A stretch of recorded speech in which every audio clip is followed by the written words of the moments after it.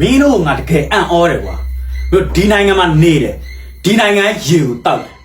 ဒီနိုင်ငံအာဏာရှင်ကိုမင်းတို့ကောင်ဘုံပြန်ထောင်းတယ်မင်းတို့ရဲ့ရေချက်ကဘာလဲ ခင်ဗျားပြောရတဲ့တော့ဆုံးနေကျွန်တော်တို့ကဆရာနာရှင်တော်လန်နေရတယ် ဘာစစ်အာဏာရှင်အဲ့စကားကိုနားမလဲလို့ဒီနေ့တော့ရှင်းပြအောင် အာဒီဖိုးကြီးရတယ်ခင်ဗျစိုက်ချောင်းရှိတယ်ဗျကျွန်တော်လုံးလုံးအောင်ဗျဟုတ်ဘုံထောင်တိုင်းတော်လည်းမဟုတ်ဘူးကွာလေနဲ့ဘုံချက်မှငင်းချမ်းရေးကျွန်တော်ဆရာဝန်တယောက်အနေနဲ့ပြောမယ်ဆိုတရားတွေများနေတယ်ကျွန်တော်တို့တိုင်းပြည်သူတွေမရှိတော့မှကျွန်တော်တို့မြန်မာတက်မတော်ရအေးကြမှာရွေးကောက်ပွဲဆိုတာစစ်အာဏာရှင်ရဲ့ထွက်ပေါက်ပဲကွာအေးမင်းတို့သိထားမှာစစ်ရေးနိုင်ငံရေးပြည်ပခါတွေကိုသုံးသက်ပေးနိုင်တာပဲ အဲ့လိုခင်ဗျမပြီးတော့ခင်ဗျကျွန်တော်ပြတ်တတ်မေးပါမယ်လုံးဝဖိုးကြီးရှာလို့ရှိရင်ကျွန်တော်ဆောက်လို့လောက်အောင်ပါဗျမင်းတို့ကတမျိုးနေရမနေဘူး ကဲကိုတော်လာကြီးကျွန်တော်တို့ကတော့ဘောမမှာပဲရတော့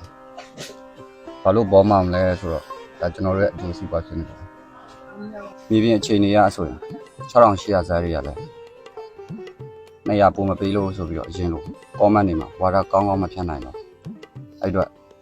ကျွန်တော်တို့ကိုယ်တိုင်ပဲရှေ့ထွက်ပြီးတော့ဘောမပေးမှာပဲရတော့မှာတယ် နေပေါ့ခင်ဗျားတို့အရင်ကလည်းအေးဆေးပဲနေကြတာဘာတိပါတာပဲအခုမှဘာတွေထဖြစ်နေကြလဲ မင်းပါသိလို့လေ